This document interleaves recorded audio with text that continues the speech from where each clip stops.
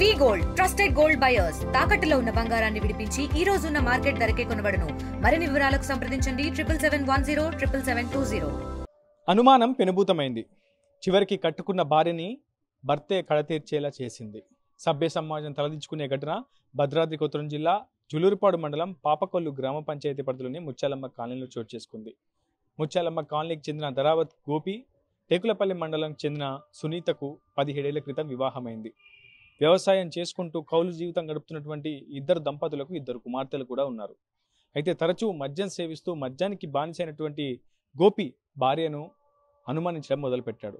ఆ అనుమానం చివరికి పెనుభూతమై ఆ భార్యను కడతీర్చే స్థాయికి వరకు వెళ్ళింది.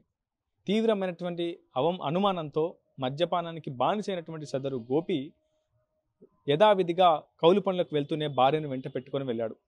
కోట కత్తితో ఒక్కసారిగా భార్యపై అకస్మాత్తుగా దాడి చేశారు. ఈ ఘటనలో తీవ్ర రక్తసిక్తమైనటువంటి భార్య సునీత అక్కడికక్కడే తనువు చాలించేసింది.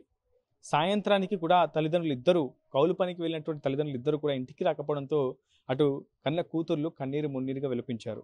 విషయాన్ని కుటుంబ సభ్యులకు చెప్పే ప్రయత్నం చేశారు.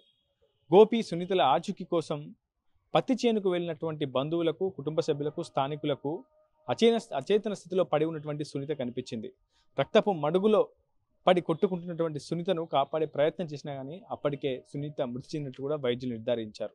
ఘటనా స్థలానికి చేరుకున్నటువంటి పోలీసులు గోపి ఆచూకీ కోసం తీవ్రంగా శ్రమించారు. అయితే కొన్ని గంటల క్రితం గోపి కూడా పురుగుల మంది తాగి ఆత్మహత్యానికి పాల్పడ్డట్లు సమాచారం అందుతోంది. అతని మృతదేహాన్ని, భార్య సునీత మృతదేహాన్ని ప్రస్తుతం కొత్తగూడెం ప్రభుత్వ ఆసుపత్రికి పోస్టుమార్టం నిమిత్తం తరలించారు జూలూరుపాడు పోలీసులు. ప్రస్తుతం ఈ ఘటన స్థానికంగా తీవ్రమైనటువంటి విషాదం రేపుతుంది.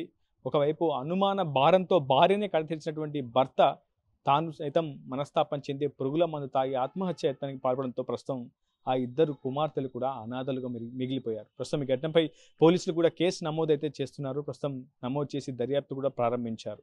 ఏదేమైనప్పటికీ ప్రస్తుతం ఆ 2 కుమార్తెలు అనాథలుగా మిగిలిపోవడంతో పాటు తల్లిదండ్రులు లేరనే ఒక ఆవేదనతో కన్నీరు మున్నీరుగా విలపిస్తున్నటువంటి పరిస్థితి కనిపిస్తుంది. ఇది news reporter Uday, RTV Khammam నుంచి.